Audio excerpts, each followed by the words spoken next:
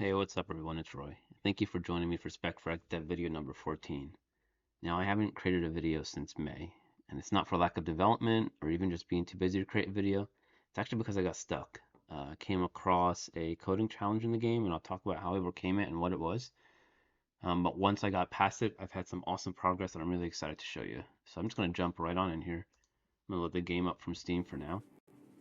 One of the things I've done since the last video, I did create a new zone. So if you remember Combat Training Zone, that's where people could practice and kind of learn the game. Desert Assault is now a little bit more intermediate, and I'll talk about why. Let's look at the map. So you can see that this zone's a lot more wide open, right? There's no training area. You're jumping right into the dropship, and we'll get there in a second. This zone is very focused on engineers. And so because the flags can move, you need an engineer to help you build a base, and we'll talk about what that looks like in a little bit. I also introduced some new weapons and a new vehicle.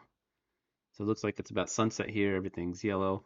Let's jump in. I'm going to pick the infantry class. Pick this new weapon, flamethrower. It's pretty cool. I did add, I don't remember if I had these in the last game, laser rifle, laser shotguns. We'll do a laser rifle for that one. And we'll do a regular XM7 for this one, so it's my favorite. These might work and they might not work, and I'll explain why I'm not sure here in a little bit here. And we'll just pick some sandbags for fun. So let's drop in. If you remember in Training Zone, you dropped into a training area. In Desert Assault, you're going to drop into a drop ship. It's off the map. Also, in here, you can't shoot. Notice it says no fire area at the top.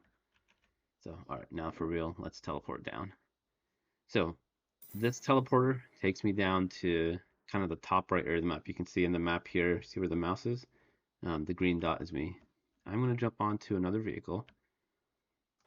I'm going to show you two things. The first one is, it's in the game, but it's buggy. I'm not going to lie. And that is, I thought they're here, they are, mechs. So, this is the first mech in the game. I grew up on games like, Mech Warrior, and it was an awesome game. The story was great. There were a lot of fun to pilot. I wanted to bring mechs into my game. They are not perfect. You see the walking animation's broken. I still haven't done that yet. I don't know, can they shoot? They can shoot. That's exciting. They can shoot a lot. And so my goal is to make it so like they're not as mobile, but they still have a ton of armor. So that's the first edition. I do have a second mech I'm working on, but this is kind of like half done. Obviously, I still got to do all the animations. Here's the Desert Assault Zone. You'll see it's a lot more wide open, right? You have this area here in the middle. It lets me test out my water shader. That's why you see a little bit of water here. Let me jump all around here. You have a flag area down here, and you have a second vehicle that I just added called the S-Tank. So this is based off of a real tank. The S-Tank, the barrel doesn't move. It's fixed. It goes forward. But the tank itself is a lot faster and a lot maneuverable than the normal tank. And so it can only shoot in the direction that the barrel's facing, right? But that's okay because it can move a lot faster than the other tank. Pros and cons. The other tank is slower, but the barrel can move around. So you pick your poison, pick whichever one you like.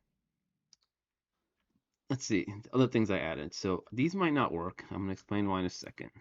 Let's see. I just threw a grenade. Yeah, that's not what it's supposed to do. So let's just be cool about that one. That was an attractor grenade. So if there was anybody around it, let's just try it again. I'm just gonna go near it, see what it does. Oh, okay. Well, that happened. There's also a repulsor grenade, which is what I threw just now. Let's see what this does. Oh, yep. Okay, that kind of worked. I think it's just the effect that it does looks kind of weird. I'll try it again. Yeah. I'm gonna try shooting at it this time. So through the grenade. Where did it go? Can I do that? Yeah, see, it moves the bullets also. And if I throw the attractor grenade, is that also going to move the bullets around? Yeah. So my goal with the two grenade types is the first one, the repulsor grenade pushes everything away from it. So if you have a ton of people shooting in an area, you throw one of those grenades in, it pushes bullets and everyone away, then maybe you can like run in, right? Attractor is the opposite. It pulls all the bullets towards it. And so I wonder like if you combine the two, let's see what that'll do. Right in the middle. Go do your thing. Oh, that's fun. Anyway, it's a cool dynamic to play with in the game. and just new things I added. The last new thing that I added before jumping into the zone is a flamethrower. So for zones like this, the ground is sand, so it's a little harder to see. Let me go into like over the pavement here. You can kind of see, and that works just like you would expect the flamethrower to work. A little bit longer lasting than a bullet, slower moving than a bullet, and it covers a lot more area. I'll probably will nerf the ammo a little bit. You can see like I'm really not using much ammo for how much I'm shooting out, so that's good for me to take away from it. So that's Desert Zone. That's some of the new stuff that I added here. But you're probably asking yourself, well, what's the big deal? Why am I having issues with some of this stuff? And it's because back in really June timeframe, I wanted to start working on the zone editor. I was using Godot 3.5 as my game engine, and I ran into a bug that wasn't ever fixed in the 3.5 series of Godot. When you load an external resource file to include a DLL, it doesn't actually load correctly in the game. And so in my head, I thought, well, maybe I switch to Godot 4.3 instead of trying to fix that bug myself because I didn't really want to get into the game engine itself, and that became a much bigger task than I thought. Um, but I did it. It took me a good amount of time. As you can see, I haven't really done much with the game, and it's because I focused on that so much. I'm about to show what that looks like. Now, there's a couple big differences. Before, when I was running the game, my three zones really, Warzone Charlie, Training Zone, and Desert Assault, were all bundled into the game itself. So when you launched the game on your computer, you had all the zones built in, and then when you joined the game from your client, it just loaded up what it had in memory or what it had stored there. Big difference now is the game, I moved all those zones out, and the game client itself no longer has those zones stored inside of it. Now those zones are built in the zone editor, and I'm going to show you what that looks like here in a minute. So let's just jump on through. Um, I'm going to go first to Desert Assault. So for those of you that know Godot, and I'm actually going to move the camera over. This is Godot 4.3. So again, Godot 3.5 to 4.3. That it took me about a month to convert everything over. And you guys probably remember, and also I'm just sharing my desktop here, so I apologize if it gets weird.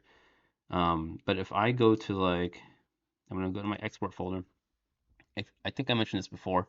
The game itself is actually like a bunch of servers on the back end. You have your load balancer, which spools up a bunch of servers depending on how many folks are playing the game and depending on how many people you want max per server.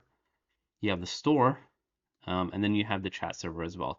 So I tried to separate stuff that wasn't necessarily part of the game itself into its own services, so that way if you want to run the stuff on like Amazon AWS or something like that, you can have different virtual machines essentially for each one of these. So the important thing there is as we update config files, and I'll show you that in a little bit, each one does have some information that it needs about your zone. Now, that's all that stuff's on the back end. On the front end, you now have the zone editor itself. I do use Godot as my base for my zone editor. But what I've done is, and once I release this, you can actually just clone the GitHub repo to create your own zones. I've included a bunch of scenes that you can use in your own zone. So when you get this, the base will just be like a flat ground and you can adjust it how you want. And then there's different props that you can drag and drop in, and I'll show what that looks like in a little bit. So in Desert Assault, I kind of broke it out where you have the ground here. I can hide it and show it. Here's the northeast base, which is the one right here. And as your zone developer, you can just drag and drop stuff in. So let's go, for example, and let's say I want to create another container here. I'm going to zoom in. I'm assuming you guys can see my screen. Yep, you can. And if you remember when I walked around earlier in the game, there was obviously only 9 containers and these 3 on the side. So let's add 3 more, and then let's kind of adjust it. I do have snap on, which is why you see these things are like snapping into position instead of being pretty wild. You can go straight top down, make sure it lines up. Yep, that looks cool. And maybe we just add, let's drag something from here. So if I go into some of the stuff here, maybe we want a barrel to kind of surround one of these things. So I got the barrel there. I'm going to zoom in on this guy. And let's put him down on the ground. And we're just going to duplicate it a couple times. 1, 2, and then let's throw one more over here. All right, so it's kind of like one of these things got knocked over, right? So you're the zone designer. You've now made some changes to your zone. You want to export it and test it. Now, first thing we need to do is run the backend services because you can't upload this directly to Steam as is. You need to test it locally. So I'm going to go back to that folder that I was just in. I have a bunch of shortcuts here. I'm just going to let this load up on the screen. So first it's going to load up the chat server itself. Everything's running local. I did add SQLite support, so that way you can run things local on your machine. Here's the store. I'm going to minimize these as they start up. That was the load balancer. Where'd it go? That's the load balancer, and you see in a second the load balancer is going to start the actual game server up. So I'll give it 1 sec. There it is. There's the game server. And so I'm going to minimize all this because we don't need this right now. And then I'm going to go, so I already exported the zone client into this folder. Again, when you clone the repo, all this will be bundled in, so you won't have to worry about doing most of this. Here's the zone client. So when you download it from Steam, it looks just like this, right? And then in the client, there's now a DLL and a pack file. This is a Godot export for your zone itself.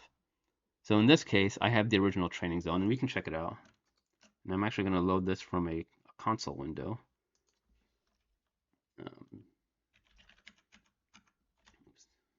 Folder. And the reason I load it from console window is I do like to see if it throws any errors when it starts up. And so now, because I have a bunch of custom zones, local ones loaded up here, this is the one I'm going to join, Desert Zone. It's really Desert Assault, but let's go with it. Join the fight. And you see it's what we had before, right? So I'm going to scroll over here. It's the same 9 containers that we had before. Remember, this is all running locally on my machine here now. So what you didn't see in the back end is here's the server saying, hey, a client's connected. Chat server probably said the same thing. Yep, player's connected. You can ignore these syntax errors. They're just SQLite stuff that don't really matter for testing locally. But main thing is your zone. Here's the normal zone that we loaded before, right? But I want to test out now the export that I just changed. So we added these 2 containers and a bunch of barrels, right? So I'm going to go to project and export. Let me load up another window. It is right here. I'm going to export the pack file, and this is Desert Zone, Desert Assault. I really have a issue with naming things correctly. Once it's exported, sweet. Let's go back and let's rerun the client. So I'm just going to clear the screen so you guys can see it. And it's in my quick join since that's the last one that I joined. And let's go back. And you should see. Okay, we're starting back up. I made a mistake. I swore, realized I didn't want that in the video, stopped the video, and then realized my mistake. So we made all these changes, and I forgot to save. So always important to save. So let's save this time. Now I see zone is saved. So now let's export and to Desert Zone. And now let's go back into here, clear the screen, see if we see any errors. And I bet now when I join and I look over here, there's our new containers. So outside of me messing up and forgetting to save, it's pretty straightforward when you want to update your zone. Now, it doesn't mean that this automatically pushes your zone out into the world. I'm going to actually do a video later on where I'm going to create a zone from scratch. So there won't be this pre-saved stuff in there. I'll build it from scratch, including like cloning the repo, setting everything up from scratch. And I'll show you how you can also host your zone on your own game servers or use Steam, right? So now that these zones are separate from the client itself, you could potentially use Steam to upload and host your zones. So, all right. So this is all local. I like that these, 2 containers are here. I like these changes that I've made. Let's talk about some of the coding. So you didn't have to do any coding to just drag and drop stuff on here, right? You have your containers here. This is your basic map. There is a little bit of code on the back end, but it's not much. I'm gonna load up Visual Studio here. So, and for those of you that don't know C#, I apologize. You don't need to know the details of what you're looking at here. I tried to make it as human readable as possible. And so you have your basic, like here's the API initializer, just some stuff I print out to the terminal so I know things are started. This will all mean something once I have like a good tutorial put out. But basic, just, I mean, it's almost human readable, right? Do you want clouds or not? What's the name of the file that has the minimap in it, that kind of thing. The code is, this is it. all the code to make that runs on, or that zone run is right here, not including all the game code behind the scenes. But let's say I want to add another character type. So I have my infantry character, and this is a light duty infantry character. Let's make a heavy duty infantry character. I'm going to name this one heavy infantry character. I'm going to keep the basic infantry character type, but I want this one to be called heavy infantry. Heavy duty infantry character. This one's only have 1 hand-to-hand, 1 light, 3 heavy, and no builds right there. And then we want to change the name of this because I've made this mistake several times now. And that's really all I want to do here. The game type down here at the very bottom, capture the flag. You do have other options. If I were to go down here, you'd also see war zone, which is just kind of all out war, but we're going to keep capture the flag. So in the code update that you just saw, all I did was add this new character type called heavy infantry character. I'm interfacing with the SpecFreq API. This is kind of what's loaded between your zone and the game client, so it knows how to use your zone. I'm going to save it. And now this one's a little bit more, I don't want to say technical, it just requires more than just exporting. So when I build, and you see down here, it got fancy, put out a bunch of text. I'm going to grab this folder right here, and I'm just going to go to that folder. All right, so if you look at the zone editor.dll, it's got the time now and today's date. I'm going to take that and I'm going to put it in this custom zones folder. And because it's desert zone, I'm going to call it desertzone.dll. The reason that's important is in your configuration file that you're going to give to the server, you'll have to tell it what the names of these files are so it knows what to download if the player doesn't have that specific update. So let's restart the game. Now when I join, I should have an extra class, and that class should be called heavy infantry, right? So let's drop into here. There's my heavy infantry. Select it. Notice I have my 3 heavies. Let's see. Let's pull it up here. So I should have a hand-to-hand. There it is. Yep. A light. There it is. 3 heavies. There they are. So you can not only modify the zone itself, look and feel, you can also change the classes inside of it. Now, what if you want to add vehicles to it, right? This one's a little bit different now. So vehicles, because the server has to maintain a lot of that stuff on the back end, the server has the details of your class, but vehicles require a lot more knowledge that the server needs to know. And so for those, there is a zone configuration file, and I'm going to pull this guy over. And here you're setting some additional settings. Here's your zone key, so I know this is desert zone. Desert assault. I really need to be better at changing these names. Here you can set like the spawn position. So right this spawn position right here. So 342, -141. If I go into my zone and I were to go to right here, well, this is the default one. 342, -136. So -141 is somewhere right around here, right? You can set where the flags are, and you can see like 2 of the flags are movable. One is not. I believe this is the one in. No, this is the center of the screen. I forget which one this is. Whether or not they're revealed on the map. And so this is a cool feature because you can have it so that if players move the flag, it doesn't show up on the map, and now people have to actually like look for that flag and see where it's at, right? Here's where you set up the teams as well as like where the team spawns. So right now I have 2 dropships in my zone. Here's 1 and here's 2. Then each one of those dropships correlates to a team. And I think actually there's technically a third. Yeah, there's a third right there. And the reason there's a third is for custom teams. So if you create a custom team, everybody spawns in the same dropship. Not a big deal because you can't shoot in there anyway. And then lastly, vehicles.